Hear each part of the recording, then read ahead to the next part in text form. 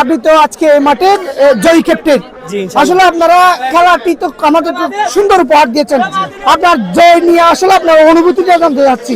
আজকে আমাদের প্রথমত জয়নী আমাদের প্লেয়ার যেগুলো আছে সামনেপুরের বি টিমের প্লেয়ার, এগুলো অনেক ভালো পারফরমেন্স দেখাইছে, মানে খুব ভালো খেলছে, দুর্দান্ত ভালো খেলছে, এই জন্য আমাদের জয় হয়েছে আর কি। আচ্ছা, আপনার দলের যিনি গোল করেছেন জি। তার নাম জানে কি? ATM ATM. জি। এটিএম এর খেলাটি কেমন উপভোগ করেছেন? ওনার খেলা তো ছোট থাকতে দেখতেছি আর কি, ওনার খেলা অসম। আচ্ছা, এটিএম কে নিয়ে আপনার আগের কোনো পূর্ব পরিকল্পনা ছিল কিনা? অবশ্যই ছিল। কিরকম ছিল? আমার একটা উদ্দেশ্য ছিল, আমি চাইলে আমাদের সিনিয়র টিমের প্লেয়ারকে নিয়ে আসতে পারতাম এখানে।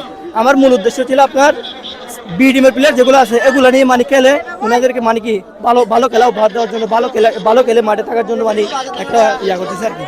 আচ্ছা, আরেকটা জানতে চাচ্ছিলাম যে আপনারা তো এত শীতকে উপেক্ষা করে কিন্তু শত শত দর্শক আপনাদের খেলা উপভোগ করেছেন, দর্শকদের নিয়ে আসলে আপনার বলার কি আছে আপনি ক্যাপ্টেন হিসেবে? সব দর্শকদেরকে একটাই কথা বলার ছিল, মানে আই লাভ ইউ দর্শক, মানে আমি দর্শককে ভালোবাসি, আচ্ছা, আমি স্পোর্টসকে ভালোবাসি।